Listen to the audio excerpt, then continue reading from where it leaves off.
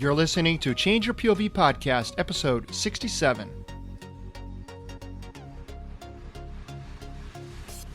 What are the most important things you can do, the things that give you the most leverage to achieving results and keeping your people as a manager? And there are 4 things. Know your people, that's the biggest. Talk about performance, ask for more, and push work down. And those 4 fundamentals, which management science has agreed on for the last 50 years, those are the 4 things really, really great managers do.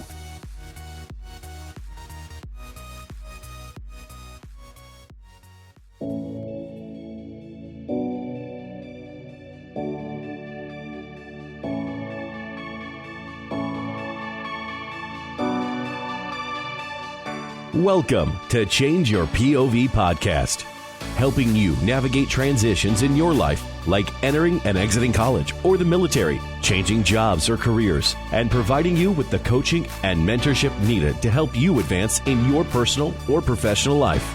Sometimes all you need is to change your point of view. Now, here's your host, Eddie Lazary.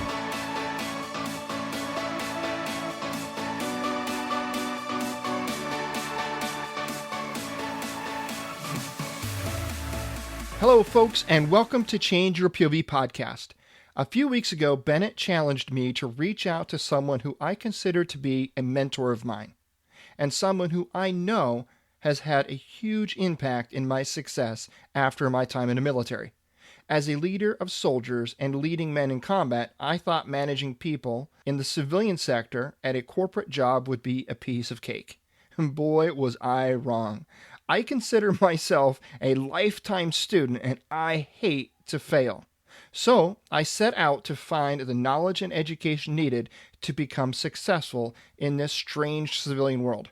After tons of actionless management books and information on the internet, I stumbled upon Manager Tools podcast with Mark Horstman and Mike Ozan.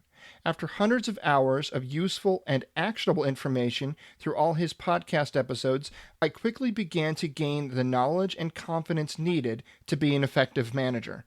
Today's guest is none other than Mark Horstman. Mark Horstman is a co-founder of Manager Tools, which is a management consulting and training firm.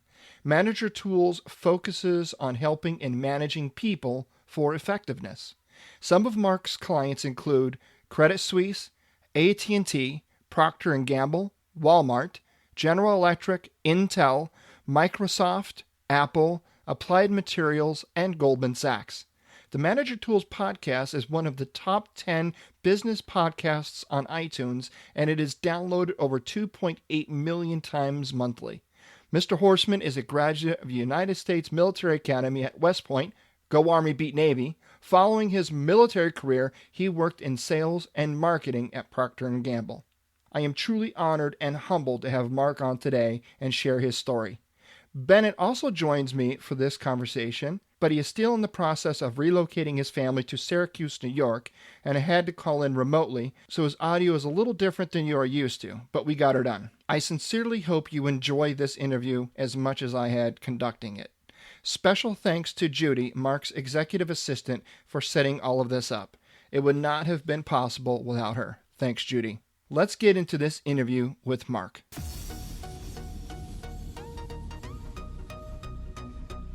Thank you, everyone, for joining us for this episode of Change Your POV Podcast. I am your host, Eddie Lazary. And I'm Bennett Tanton. And we have a special guest online with you today, Mr. Mark Horstman. How are you doing today, Mark? I'm well. How are you guys? I'm fantastic. Good. So I'm a big fan, and I've been talking about having you on all week long with Bennett. And as a matter of fact, Manager Tools is actually the first podcast that I listened to before I even really understood what podcast was or what they did. And I listened to hours and hours and hours of Mark Horstman and Mike Ozan in my head, in my ears, and it's awesome to have you on the show and kind of talk to you a little bit briefly about what you do and what kind of value you bring to the business community and to the veteran community as well. So before we get into any of the questions, could you share with the audience a little bit about about you, where you know, your Sure. background, a little bit about your military history? Sure. Grew up in Los Angeles, went to school at the military academy, go Army, beat Navy. Graduated in 82, 5 years in the Army, um, in the artillery, and then got out, went to work at Procter and Gamble, spent a short time as a recruiter, and then started my management consulting business, the latest version of which is Manager Tools. I built a company up, sold it, and Mike, my business partner, whom you know from the podcast, said, we just can't stop working. We have to figure out a way to get what you do in front of more people. And fortunately, right around that time, podcasts were invented. And Mike called me one day and said, I figured it out. I know how we can do it. We should do a podcast. And I said, okay, what's a podcast? And we were very early to podcasting, thanks to Mike. He's the brains behind the organization, and very fortunate that we went from maybe 100 or so listeners in the first couple of weeks to now we have over 1 million downloads a month. And I think we've just passed 250 million downloads overall in the last 11 years. Wow, that's amazing. I have a little catching up to do. Okay, I got a lot catching up to do. So why Manager Tools? I mean, how did it come to be, and what audience were you trying to serve when you created it? So it's a great question. Manager Tools is very different from other consulting firms because we focus on the individual manager and not on the corporation. And of course, corporations are where the money is, and that's why consulting firms often say things to organizations that don't necessarily work for individual managers. Our work is based on Mike and I having been managers before, not having had anybody to turn to. There are no books about, or they didn't used to be until my book came out this week. There are no books about how to manage people at all, other than things that are very vague. And so Manager Tools is designed to serve the individual manager. That's why all of our guidance in the podcast is free, will always be free. Certainly we're a business, and so we have public conferences, about 100 of them a year, and we do a great deal of work for large organizations. If you can name a Fortune 500 company or a government entity, they're clients of ours. But really the focus is on helping the individual manager deal with the kinds of things that individual managers deal with. It could be, how do I conduct a one-on-one? The most important thing managers do are one-on-ones. How do I give feedback? How do I talk to somebody who's struggling performance-wise? How do I pitch my boss on a new idea? And there's a lot of guidance out there about that stuff, but it's all very vague, whereas ours is very specific. And when we write our podcast, when we talk to audiences, we're not thinking about the organization they're in. We're thinking about the individual manager. The idea being, if I can help an individual manager get better, if I can do that a lot, we can help organizations as well. So I have a question for you, Mark. With all your experience in the space and whatnot, and I know it's called Management Tools, and you do, direct work with a lot of managers. What is, in your opinion, the biggest difference between management and leadership? Boy, we could spend hours on this and never come to a conclusion. Right.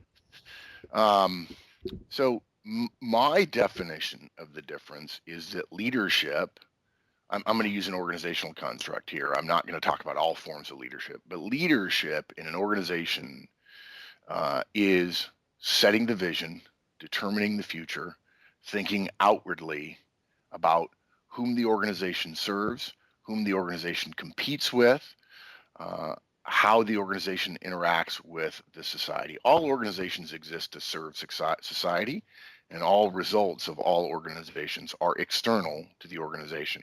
Leadership takes an external view. It's one of the reasons executive life, generally we tend to think of executives having more of a leadership responsibility. It's one of the reasons executive life is so hard, because it's hard to understand what's going on outside of an organization. Management, on the other hand, concerns itself with internal issues, making things work, making things efficient.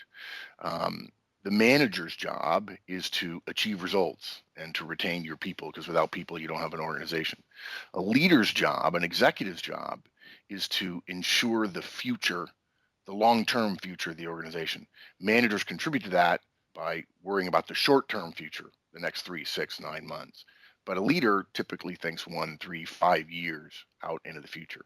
So leaders are externally focused and managers are internally focused. That said, there are a lot of people who would say, well, Mark, you should call this leader tools because you're talking about managing people, and we don't manage people, we lead people. And I said, well, okay, we can have a vocabulary argument about that if you want.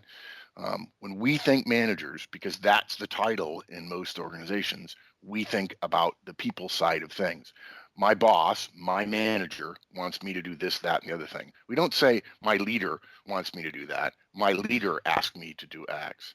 So there are people who would say, really, Mark, if you're going to call it manager tools, you're still teaching leadership. And I would say, well, again, it depends on your definition of the vocabulary. We focus on helping managers get their job done, which ends up being an awful lot about people. Now, what's the number one reason that people fail as a manager? Well, in the big picture, it's really easy, and that is they fail to get results. Results are the number one most important thing a manager is responsible for. The two fundamentals for managers is get results and keep your people. So if you don't get the job done, if you're a salesperson, sales manager, and you don't meet your number, if you're a quality manager and you don't drive quality below a certain level, so costs go up, if you're a finance person and you can't control costs, whatever, if you're a marketing person and your marketing campaigns don't work, that would be the reason you would fail. Now, all that said, results are generally really often hard to describe for a lot of managers, and the reason for that is because the organization is not well run and directors, the manager's manager, haven't spent time with them. But essentially, if you ask me underlying the result, the failure to get results, what is it? It's a failure to recognize the importance of people. The single biggest underpinning of management failure is a lack of a relationship with the people who report to them, and an unwillingness or inability to get the most out of each of the individuals who work for them. And if you can't do that, if there are 10 of your directs and you're not getting the most out of all of them, it doesn't matter how good you're doing at your part of your job, because there are 10 of them, and it'd be a lot more effective for you to be making them more effective rather than you to make you spending time making yourself individually more effective.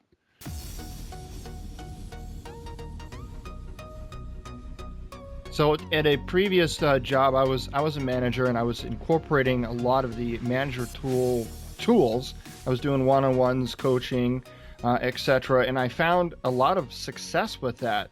So much so, in fact, that it made me kind of wonder this question.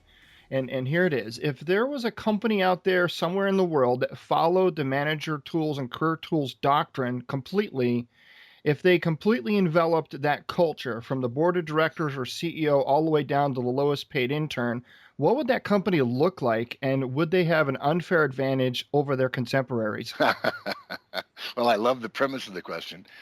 And the answer is the company would look like the company Mike and I run. And yes, we believe we have an enormous unfair advantage over our contemporaries. It would probably be much smaller than most people think.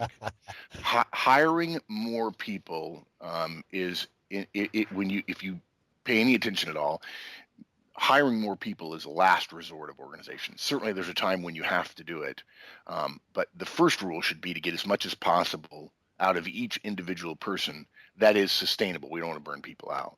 There would be a lot less friction. One of the future books I'll write, my first book, The Effective Manager, just came out, but one of the books I'll write is called The Candid Manager. If you guys work for me, I would build a relationship with you that was built on trust, because we would talk on a regular basis and I would behave in a trustworthy way. And we would be able to communicate with one another clearly and be candid with one another. Because if you trust your boss, you don't mind if that boss says, hey, I'm disappointed, you didn't do this well, or you didn't do that well. Those kinds of conversations are rare in large organizations today because there's not, the trust is just not built up.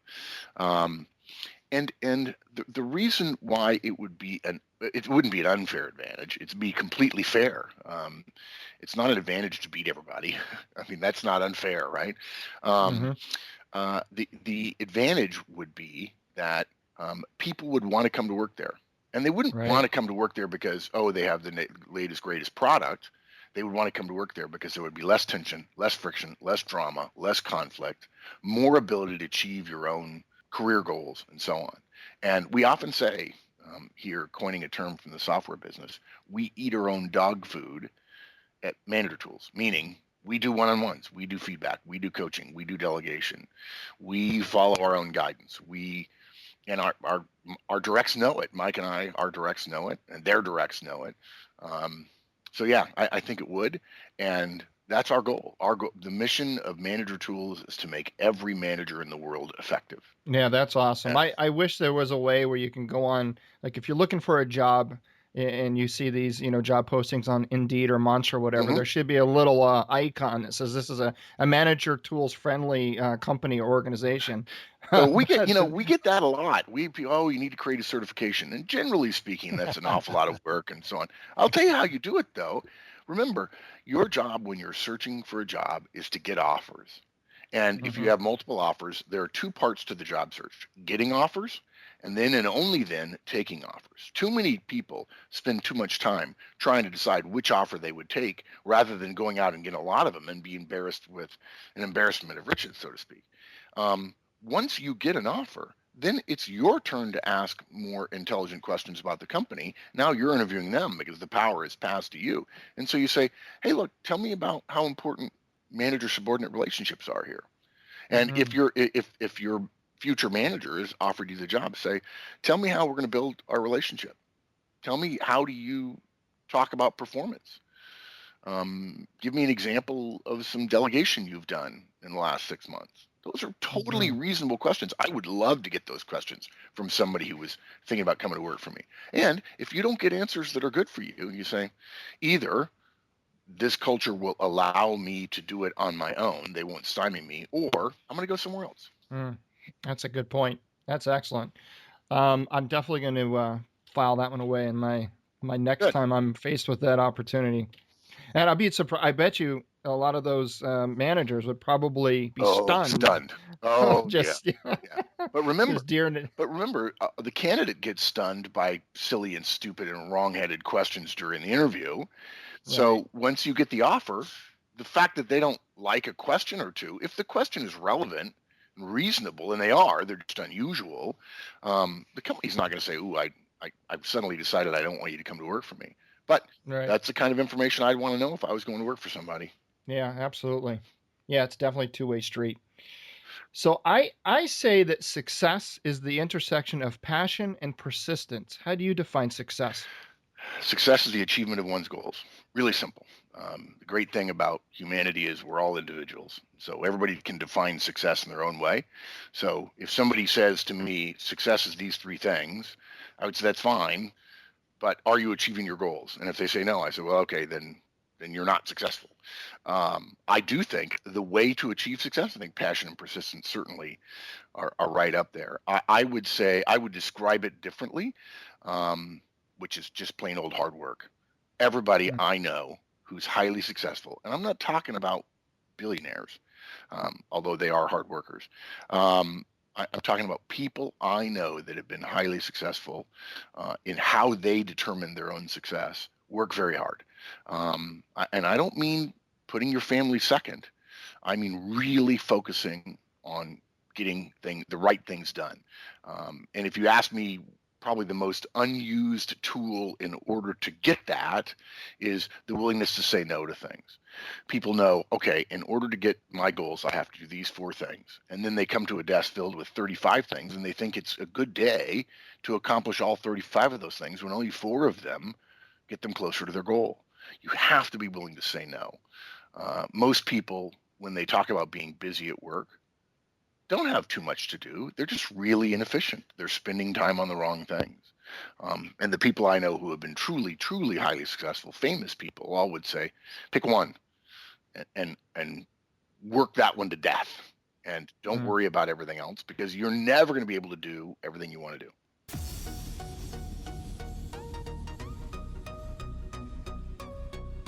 Wow. As a podcaster, and I know I know you get this a lot. People listen to you. I mean, I've listened to you for hundreds of hours in my ears, and I feel this sense like I know you, like I've gotten to know you through listening to so much of your podcasts, and I experience that to some degree too. I've had some of my listeners from the show tell me that they feel like they know me and they've built a relationship just by listening to the show.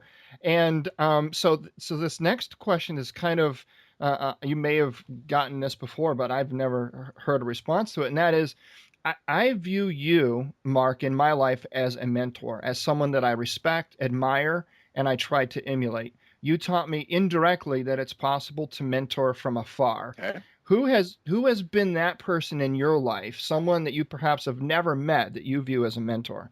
Ooh, never met. I was going to say my big brother Walt, who went to West Point before I did.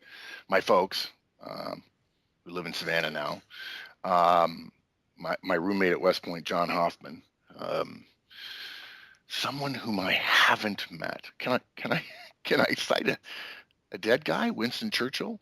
Sure. Yeah, I've got Winston Churchill memorabilia here in my office. Neil Armstrong. That's mentorship from afar for sure. Yeah. I have a picture of him standing on the moon in my office. Golly, who else? I try to learn a lot from Warren Buffett because I just like him as a person. But I've met him.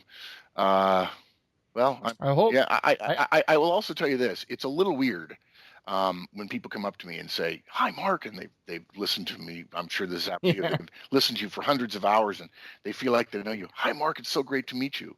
I feel like I know you." And I said, "Well, I don't know you. I've never heard you before." And the other thing too is people know my voice. And I remember coming back from a run once in London, and there was a line of people checking into the hotel that I was staying at for the conference the next day, and I was wet and in sweats and just miserable. It had been raining cats and dogs outside. I walked by the line and said, "Excuse me," to the person on the line so I could break through the line and get to the elevators. And no one knew who I was. I had a hoodie on. And every person in line clearly was coming to our conference because they all looked up at the sound of my voice, which is weird. And there are people who said, "Oh, gosh, I thought you were going to be short, fat, and bald."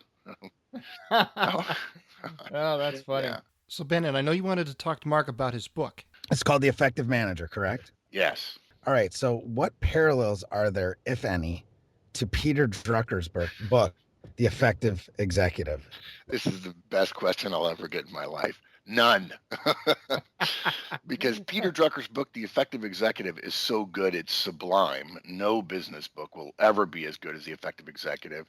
And for listeners, it's not that long. It will always be the greatest, and you need to read it. And if you can master chapter 2 of The Effective Executive, you will be the most effective person around you, I can assure you. So the only parallel is the title, and the title is an homage to the effective executive. But to be an effective executive is much more, as I mentioned before, about external factors. Do you understand your market? Do you understand your competitors? Do you understand your customers? Do you understand, do you have an estimate of what the future might look like? And, of course, how are you going to invent that future? That's the external focus. Now, admittedly, the book talks about being effective in one's job, but that's really where the parallel ends. The effective manager is really about what you do day to day, how to do one-on-ones, how to do feedback. Again, the book is very much like our podcast. The whole point of the book is to deliver our guidance, which has been so successful through the podcast and through our consulting and training business, to people who don't listen to podcasts, who don't work for a company that's going to hire us. And you know that market is pretty big. As much as podcasts are popular, it's the book is essentially new media, a new medium for us to deliver our guidance. And the book is very specific. It's very actionable. Do this. This is what a one-on-one is. Here's how you do a one-on-one. Here's how to actually introduce it to your team. Here's how to do feedback. Here's what to say, how to say it, when to say it, how to respond. I mean, we actually give you, really some people look down on us because we basically give scripts. And the reason why we do is because Nobody's telling managers how to do this. They give you a job and they say, go do it. And, I tell people that if you're an engineer, they made you pass tests that proved you could build a bridge or pour concrete around rebar, and you understand soils and materials and so on. They don't make you pass a test to be a manager. There are all kinds of idiots being managers today. So the book is very specific, whereas reading Peter Drucker is hard work because every sentence is dense. And just being mentioned with the effective executive, boys, you made my day. Well, I downloaded your book, Mark, on Amazon. Okay. It's on I'm reading it on my phone through Kindle. And when I searched in the name, what popped up right next to it? But Mr. Peter Drucker himself. Yeah, the effective. Yeah, several people have sent me that picture from Amazon. Yeah. If you had told me 25 years ago when I started this, that would happen, I just could not have believed it. It is a shame that more people are not exposed to Drucker. It's just it's as if he's playing a different game than the rest of us. Absolute genius. So I really appreciate you mentioning that, and it's very humbling, I can assure you. So why now? You've been in this space for quite a while, and so the inspiration for this book, it's like all of a sudden, why now? It's a great question. I get it very often, and the answer is it should have been much sooner. The book was written in 90% of its present form in 2008. Wow. I had never planned to write a book.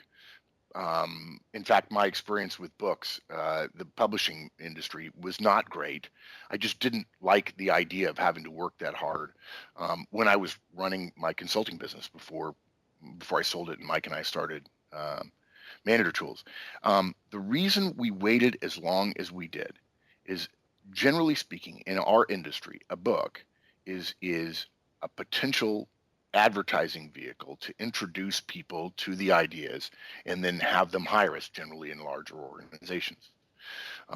So my concern was, Mike and I agreed that when we started Manager Tools, we were going to build a company that would last, because we couldn't achieve the mission of the company, every manager effective all over the world, in less than 500 years.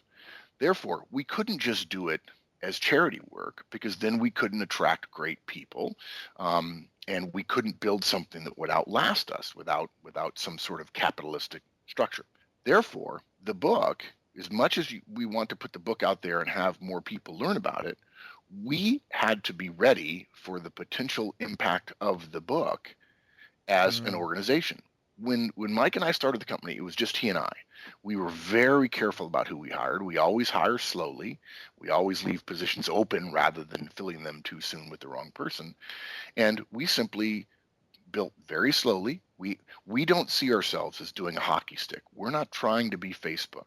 Mike and I don't need to be rich. We need to be successful in setting this organization up so 100 years from now, some fabulous person is running it and really making a difference in the lives of managers all over the world. If we're going to do that, then the danger would be putting out the book, having a bunch of companies call us and say, we really want to work with you, and us saying, I'm sorry, we don't have the resources, or making the mistake of having to hire a bunch of people. Now, almost no one agrees with this theory. Everyone says, no, that's how you do it. You grow companies. That's how companies grow. Nope, sorry.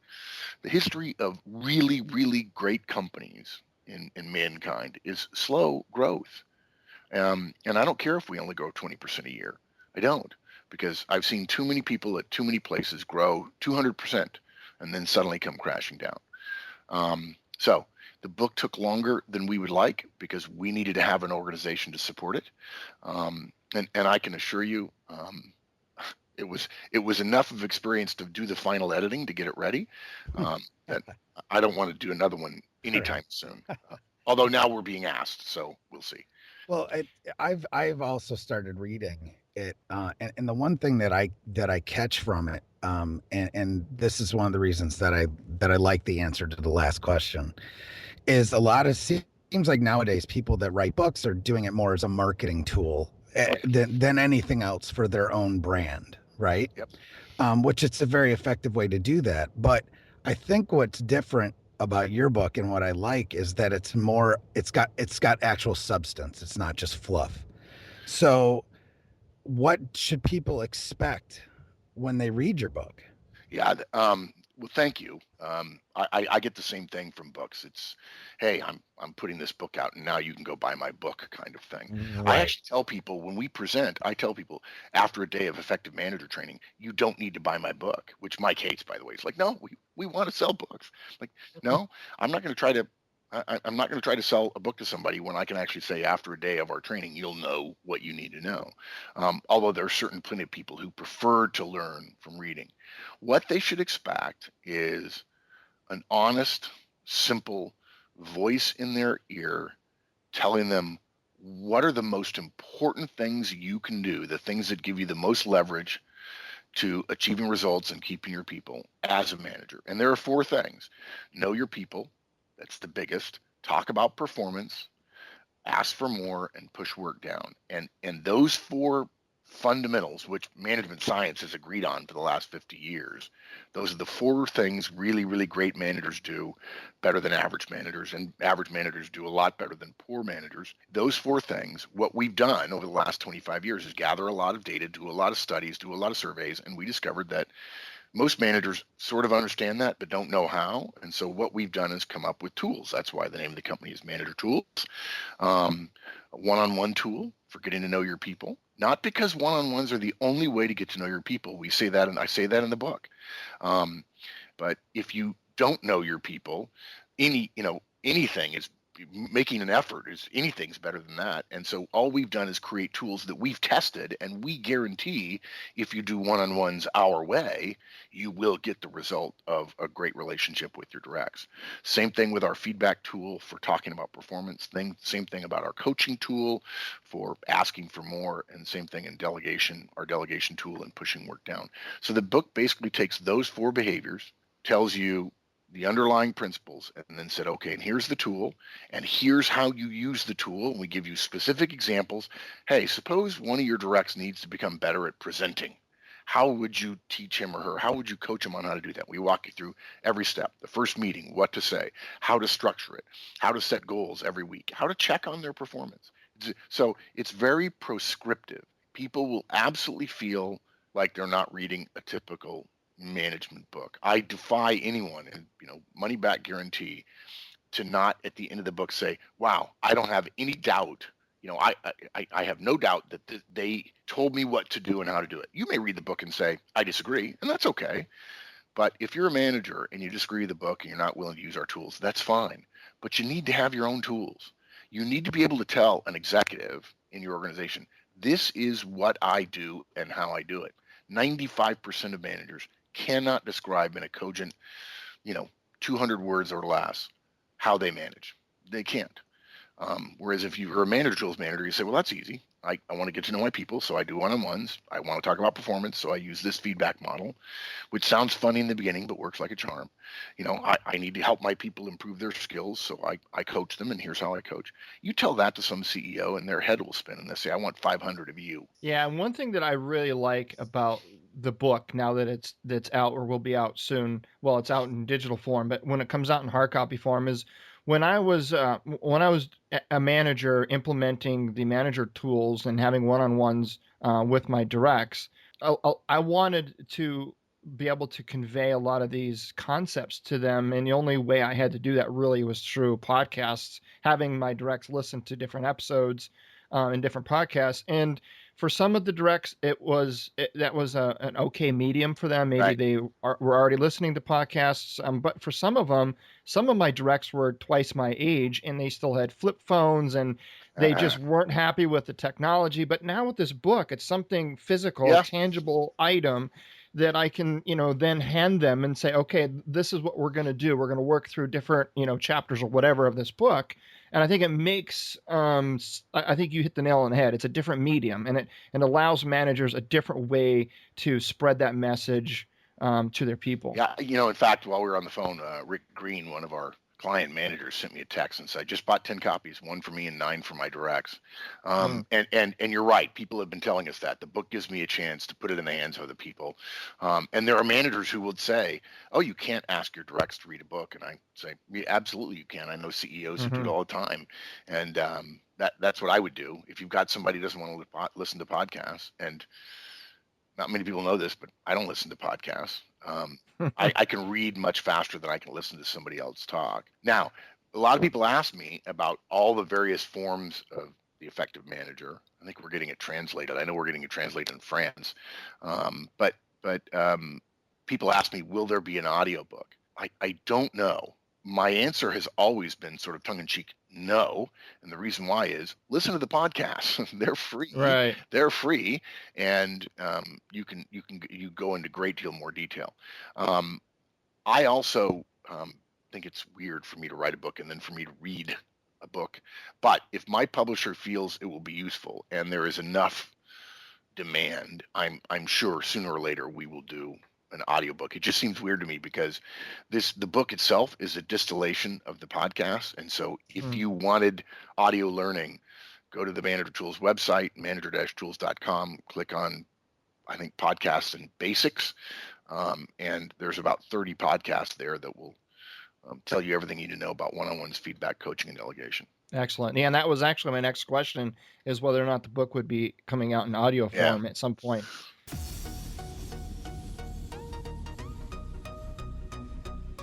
In your experience, and you've had a lot of that in the last, decade or more, is there a specific company or construct or business model or industry that tends to do a better job of the business of managing? For example, do you see more managers doing things right in a nonprofit versus a for-profit or government agency, small or large companies, or does any of that even matter? Oh, sure, it matters. I mean, well, let me put it this way. The choice of industry, the choice whether you're government, profit, nonprofit, whatever, whether you're software, hardware, services, or whatever, doesn't matter provided you decide to manage in a certain way. That said, the evidence is that there are trends among those various choices. And the general trend is horrible management. The average manager doesn't know what he or she is doing. And no offense, I don't want to make people feel bad. The point I make in the book is if you secretly worry that you look around and all the other managers in your organization know what they're doing and you don't, trust me, they don't know either. So now, if you ask me about different industries and type, I said, sure, there are trends. The most likely to be successful organization, and remember, organizations exist to serve society, and their primary value is specialization of labor. That if you take 10,000 people individually, they could not create an iPhone. Put 10,000 people together, give them specialized jobs, and you can create something that is magical. So organizations exist for a specific reason, and the history of organizations suggests that the single most likely organization, other than a government bureaucracy by law, to excel and to last is a vertically structured, capitalistic, for-profit organization. Now, you don't have to have that. Like I said, you can be a nonprofit and be brilliant at achieving your mission. But generally speaking, in the nonprofit world, there aren't clear goals. And so therefore, if there's not a clear goal, it's much harder to hold people accountable for goals because they don't exist. The government is even worse. Academia is even worse than government. Working in a large university is almost like being in a gulag in a way. There's no way to move the needle.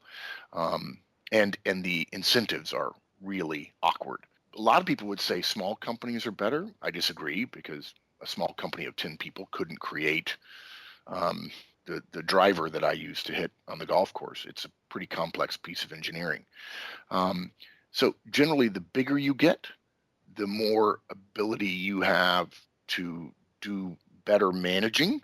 But in smaller companies, the reason why things go well is because of the tightness of the relationships.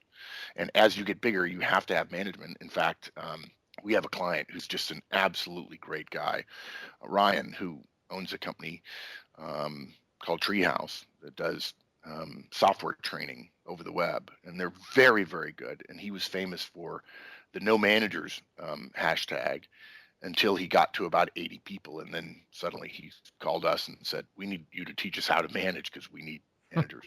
So look, managers are fundamental to large organizations. You'll hear other companies, every once in a while you'll hear about a company.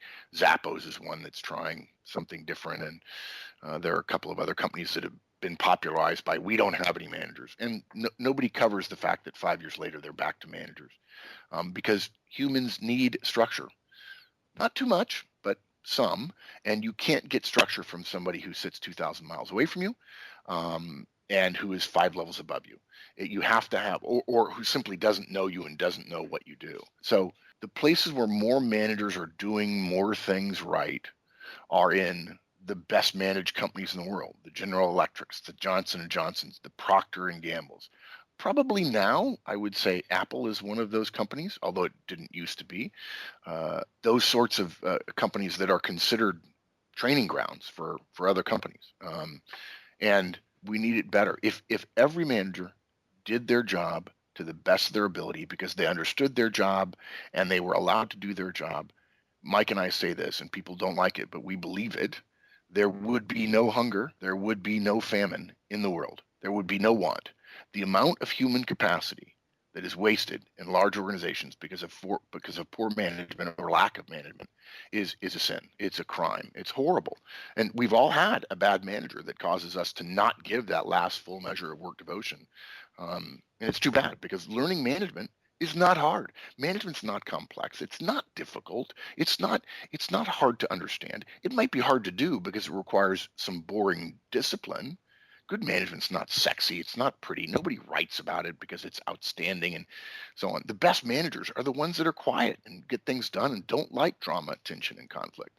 And so if everyone managed in an effective way, even if it's not our way, we would free up a lot of human capacity to get a lot of great things done. To kind of talk about that briefly, Mark, I did 10 years active duty in the Army, senior squad leader, staff sergeant by the time I got out. And I really had a pulse on what my job was as a squad leader and as a leader and as a manager. Deployed to Iraq and, led troops in combat. And I got out, joined the corporate world, and just thought, and this really is for the listeners of this show, and really just thought that, oh, well, if I can lead men in combat, how hard could being a manager in the civilian sector be? And let me tell you, I was in for a rude awakening, because I realized that the parallels between managing soldiers in combat is so different than managing civilians in corporate. And and the reason I came across manager tools, to be honest with you, is because I was searching for diligently. I was looking for books. I was looking for any information I could find, because my boss was a civilian manager and he couldn't give me what it was I was looking for. I was an ineffective manager, but the difference was I knew I was, and I didn't know how to be a better manager until I came across manager tools. And that it completely changed it spun everything that I thought around on its head. And I was finally able to have the blueprints, as it were, in at least a clear direction and where I should head as a civilian manager, because it was so different than being in the military. Yeah, that's why we're doing this, because people like you, people like me, people like Mike got out and realized you can't. I mean, you think it should work and it doesn't, and you realize around you that nobody knows what works and what doesn't. So, yeah. Right. I think what the military brings out is the ability that people understand they have the potential to do it. Yes. But I think a lot of guys don't understand that they still need molding even after they get out, because it is different. There's many things that transfer, but a lot of it's just different. Yeah, it's like when in France, speak French, right? It's still a big country. It's a successful country. It's a democratic country. And yet there are some rules that you need to follow over there that are different than over here. And without that transition, you just think, well, and by the way, nobody tells you, right? There's no great onboarding process. You Right. leave the military and go to a Not big even a organization, little bit. and even worse if you go to a smaller organization. And if you don't have that and you don't have some context and understand the culture, you're going to struggle. Yeah, it happens a lot, and it's too bad. Has there ever been a point in your post-military career, either working in your corporate job or in manager tools, that you came to a halt and realized that you needed to reach back and pull forward something in your military training and or experience to help you through a difficult situation? Oh gosh, all the time. Now, people ask me all the time, so you learned how to manage in the military? No, I did not. Um, I worked really hard at being a really good manager and leader, but I really didn't get good until later. The things I pull forward are much more spiritual slash ethical slash emotional rather than specific skills. Um, I learned focus in the military. When things are going crazy around you, keep your mind on the mission. There are just too many things happening in the fog of war. I'm really good at saying, "What are we here to do?" I do that all the time. What are we here to do? Let's not get off on this tangent. And I learned that at West Point and in the Army. I remind myself all the time about being clear about communication. We spent so much time on op orders in the Army, and I used to hate them. And then suddenly I got it that the leader's intent, the commander's intent. We actually have a podcast called "The Leader's Intent," that you have to make sure people understand not only what you want them to do, but why you want them to do that, so that when they're on their own, when you can't be with them, they can make decisions and help achieve the mission because they understand your intent behind the orders you've given them. I think about that all the time. And then the other thing is take care of your men. A guy I worked with once said, "Mark, I had a general I worked for once, and he said, 'Son, be selfish. Take care of your men.' Because if you take care of your soldiers, they'll take care of you. And if you don't, they may still take care of you, but you won't be great, and you'll have risk on your hands." And that's obviously a huge management skill. Yeah. Leaders eat last, right? Yeah. So especially in the field. So it's one of those correlating things. I love that answer, and it's really awesome too. And that's one thing that I listening to your podcast, you don't spend a whole lot of time talking about your military experience. It comes up here and there, once in a while. But I get why you don't bring it up often. That's not your target audience. I get it. But I definitely can see through a lot of your content where you've been able to derive a lot of kind of concepts from the military. And it's awesome to see. The greatest professional decision I ever made was not the book. It wasn't Manager Tools. It was going to West Point. The 9 years, 4 years at the academy and 5 years in the Army, made almost as big a difference, as big an impact on me as being raised by my parents and my three brothers. It absolutely made me a better person, and it made me want to continue to be a better person, if for no other reason than other people are relying on me. And to not do one's duty is, people say, "What would be your greatest regret?" I said, "To know that I didn't do my duty." Right. And people are like, "Well, that sounds kind of lame." I said, "Well, then you don't understand the definition of duty." Yeah, exactly. Right. Yeah, exactly. Yeah. So, wow, this time we're already at our mark here, and I want to respect your time, Mark. I know you're really busy. There's a final question I ask all of my guests. And it's this. As you know, this podcast, it's called Change Your POV podcast, or Point of View. Give us a time when you believed something to be one way, but an event or circumstance happened that caused you to see things from a different point of view. What was it, and what did you learn from the experience? Well, I'll give you a personal one. Our oldest daughter, Kate, got cancer when she was 5 years old. And up until that point in my life, I was laboring under the false impression that I could control things.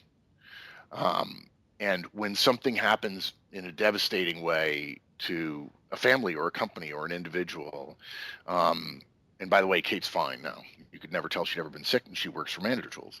That's what I was wondering in my head. Yeah. So when something affects you that greatly and you couldn't control it, to continue to believe after that you can control things is ludicrous, right? You don't control. In fact, it gave rise, that event changed my point of view, and I began to start paying attention to the world, and I realized in a different way, and I realized that all the people that I really admired and respected who were highly successful and ethical, they all knew something that I didn't know. I felt like the scales had fell from my eyes, and it was that control is an illusion. You don't control anything. In fact, when you get older, I'm older than you guys, you start losing your ability to control your mind, let alone your body, and so on. So I'm known for something called Horstman's Laws. I gave a talk at Harvard a number of years ago, and somebody printed out Horstman's Laws for me from the talk. And I think number 4 is control is an illusion, that you don't control other people and they don't control you, and you don't control the world, and the world doesn't control you. You have freedom, thankfully, thanks to soldiers, but that freedom doesn't allow you to control other people. And if you will give up the idea that you need to be in control, you will free up a great deal of energy to do life-changing things. I used to give all my clients who I was working with, senior executives, one of those finger puzzles, those woven finger puzzles that you stick your 2 index in either, and the harder you pull, the won't come out, as a reminder that you're not going to control things. This is too big an organization to control. What you need to shoot for is influence and trust. If you get influence and trust, you can get anything done you want. And it will appear to other people that you're controlling things when in fact you've learned control is an illusion, and you don't want control. You want to be able to influence other people who trust you, and that frees up their energies to give the world the best it can get from everybody. That's awesome. Wow. Thank you so much, Mark, for coming on the show. I really enjoyed this talk and this conversation, got to know a little bit more about you, and I'm very excited about the book. I know it's available right now on Amazon for all Kindle devices. When is the hard copy releasing? July 5th. Oh, nice. Right around the corner. Yeah, exactly. And it's also on Google Books. It's also on Apple iBooks and so on. And hey, guys, I just want to thank you. I love talking about management. I love talking to former soldiers. And if I can help you guys in any way going forward, I'd be happy to. I would love to continue to contribute to you guys in some way if I can. That's awesome. Thank you so much, Mark. Where can people find more about you and where they can connect and follow along and what you got going on? Manager-tools.com. Come to the website. All the podcasts are free. We've got them laid out so you can pick any given podcast. There are 1,000 of them. There are a lot, and we have thousands more to go, miles to go before we sleep. But that's where everything is. And if you want to send me an email, you send it to mahorstman@manager-tools.com, and I do answer my emails. Awesome. Yes, he does, folks, by the way. When I sent the email, I honestly didn't think I was going to get any response. And then a couple weeks later, I did. And when I saw the subject line, it had case number or whatever. I'm like, I got an auto response. And it wasn't. It was you. I was a little shocked. But I was very, very humbled and blessed. I'm very, very happy that you came on. And folks, I will have all of the show note or all of the links to everything we talked about in the show notes of this episode, including the links to his book, The Effective Manager. And by all means, go pick up a hard copy as well. And, it makes a great gift for, I don't know, your boss, maybe.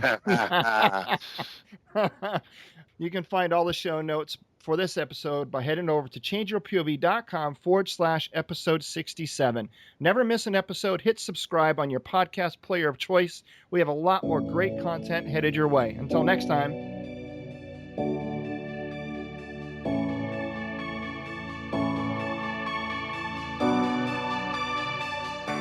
Thanks for listening to Change Your POV podcast with Eddie Lazary. Check out more content by going to changeyourpov.com. And remember, your ability and willingness to change your point of view will open doors of opportunity.